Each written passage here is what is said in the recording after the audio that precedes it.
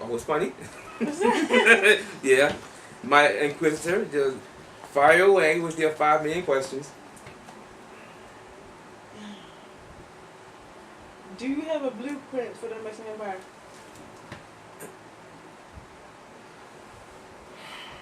Do I have a blueprint? Yes. I have laid out where the operations would go over the next 30 Earth years.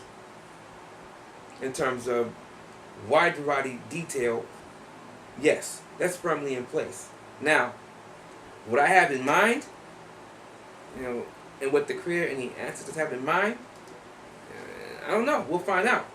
But I have put things in place down to the last detail and contingencies on top of those and backups to those. And as we go, I work with the Imperial Council and we see where things are. I'm not a monarch. I'm a constitutional monarch. I don't have absolute power. So these things I have in place, these things I have in mind to build on top of what we have in place, well, I'll have to do that along with the Imperial Council. We will see where things go based upon what is relevant, based upon what is essential for the Amexem-Moor-Empire nationals and all of our posterity. So there are things that we have laid out that may very well be subject to change. I mean, to change some things around because the environment changes. There's all type of variables there. But we do have. I've laid this stuff out neat and tidy. And I lay out not only my analysis of things, I give you my mindset behind how I even came to particular positions. So that when I sit down with the Imperial Council to handle your business in these regards, I'm able to do so in a manner that's logical and reasonable, and they can take the ideas apart and they tweak them and say, well, all right, this makes sense, and here's why it makes sense, or perhaps, what about this component, that component, maybe you should consider this, this, and this. And we come to a consensus. Now, I'm given wide powers by the Amexem-Moor-Empire Constitution, but I govern by consensus. I don't do things in a manner that is just not, in my view, smart. I look at things over the long term, and I'm not going to sacrifice the long term over something that can be short term in nature. Not, I don't have to. So I look at things in a manner where you should interact with the other branches of the imperial government in a manner that is not hostile. There may be times when I would look for something, and it really isn't in the best interest of the empire. And the council may very well be right. And that's why they're there, to make sure that we get things done right the first time. Are we perfect at it? No. No, we're not. But there's no egomaniacal idiots running around here. This is a situation where we take our work very seriously. Because your lives, that's a precious thing. And we have a commitment that we have made. Now we are responsible and obligated unto.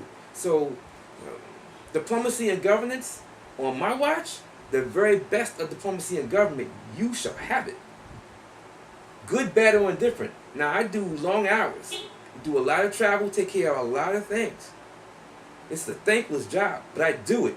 No question, doubt, or dispute in my mind about whether or not I'm doing the right thing. I will absolutely do my job. And I will do my job to the letter.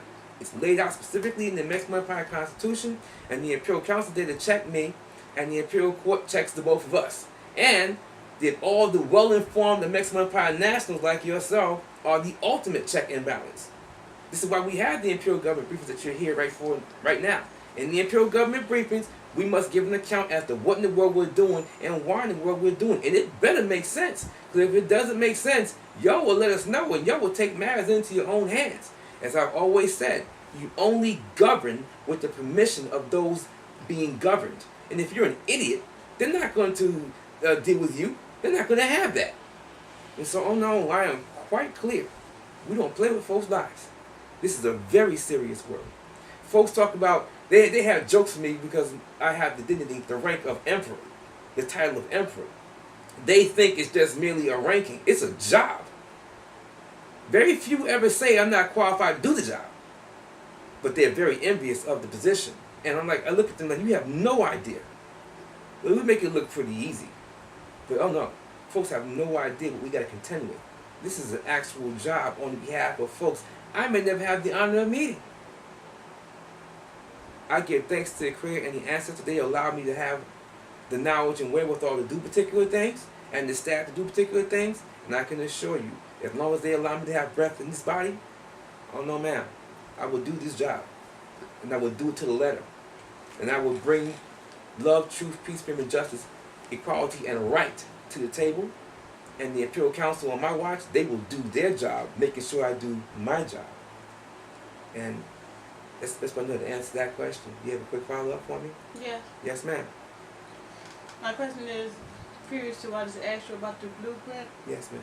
when it comes time and you have to lay out your blueprint for whoever needs to see it, Yes, ma'am. will you have an architect, webmaster who can draw up the blueprint on the computer to show a virtual, way where the... Well, you are new say, here. well, We like do. this. Yes, you are new here. We do that stuff right now.